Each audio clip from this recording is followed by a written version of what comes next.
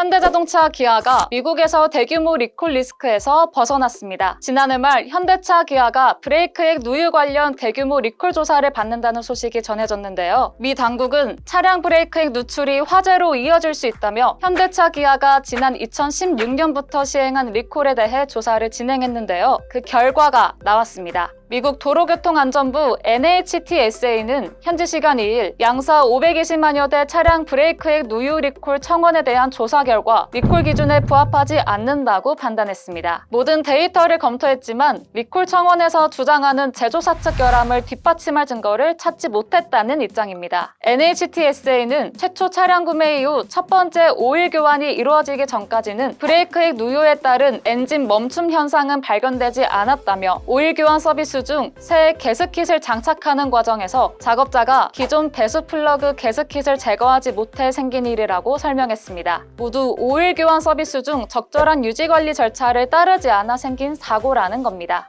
당시 문제가 된 모델은 논란의 세바투 엔진을 비롯해 감마와 카파 엔진을 장착한 현대차, 기아 10개 차종이었는데요. 특히 미국에서 인기의 한 축을 맡고 있는 산타페와 소렌토 등이 명단에 올라 우려가 컸었습니다. 이번 NHTSA의 결정에 따라 양사는 520만 대에 달하는 어마어마한 대규모 리콜 리스크를 덜어냈는데요. 무엇보다 막대한 리콜 비용을 아낄 수 있게 된 현대차, 기아. 아마 안도의 한숨을 내쉬고 있겠죠? 자세한 내용은 조태현 기자에게 물어봤습니다.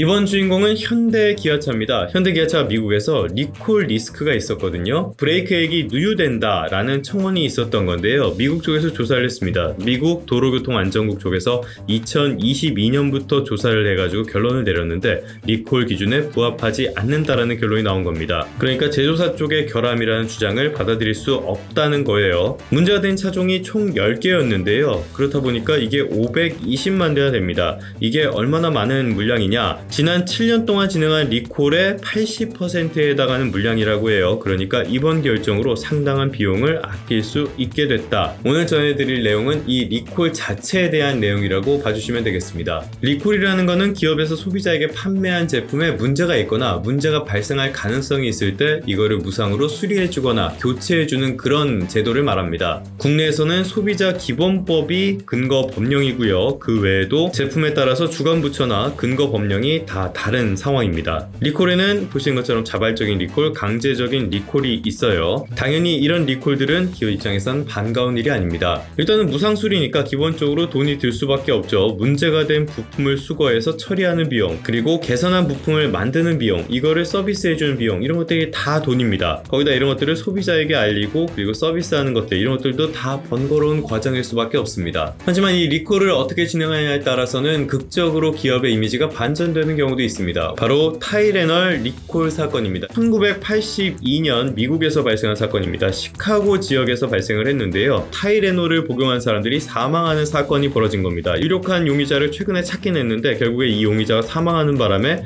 미제 사건으로 남게 됐습니다. 당시에 타이레놀은 존슨앤존슨 이쪽의 주력 상품이었고요. 대충 미국에서 점유율은 35%가량이 됐습니다. 이 사망 사건이 터지고 나서 점유율이 일주일 만에 7%로 급락을 해버렸어요. 굉장한 위기를 맞은 셈이죠. 사실 존슨앤존슨은 잘못한 게 없었습니다. 말씀드린 대로 이 용의자가 타이레놀에다가 청산가리를 탄 것으로 그렇게 결론이 나왔거든요. 그래서 미국 FDA에서는 이거를 전부 다 회수할 필요 없이 미국 시카고 지역에 있는 타이레놀만 회수해라 이렇게 권고를 했습니다. 그런데 존슨앤존슨이 어떻게 했냐? 미국 전역에서 판매하던 타이레놀을 전부 수거했습니다. 그리고 판매와 광고도 중단을 했어요. 이때 수거한 물량이 대략 3,100만 병 정도입니다. 이게 당시에 돈을 치면 한 1억 달러 정도 규모라고 해요. 굉장히 큰 돈이죠. 이것 말고도 여러 가지 조치를 취하면서요. 존슨앤존슨은 시장의 신뢰를 다시 회복할 수 있었고요. 점유율은 오히려 소폭 확대되는 그런 결과로 이어졌습니다. 이거는 교과서에도 나오는 굉장히 유명한 윤리 경영의 사례입니다. 물론 리콜을 할 필요가 없는 제품을 만드는 게 가장 좋은 일입니다. 그런데 사실 이거는 대단히 어려운 일이죠. 어쩌면 불가능한 일일지도 모르겠습니다. 소비자의 주권은 갈수록 커지고요. 아무런 결함도 없는 제품을 제품을 만든다는 건 기본적으로 사람이 하는 일이기 때문에 불가능하다고도 볼 수 있기 때문이죠. 그렇다면 리콜 같은 변수가 발생했을 때 그거를 어떻게 극복해 나가느냐가 굉장히 중요하다고 볼 수가 있겠습니다. 그거는 단기적인 성과에는 부정적인 영향을 미치더라도 소비자가 정말 감복할 수 있는 그런 서비스를 하는 것이 아닐까 싶어요. 국내 기업들이 이 부분에서 잘 해나가고 있는지 이 부분에서는 논란의 여지가 있을 것 같습니다. 그러면 성공 투자하시고요. 다음 시간에 다시 뵙도록 하겠습니다.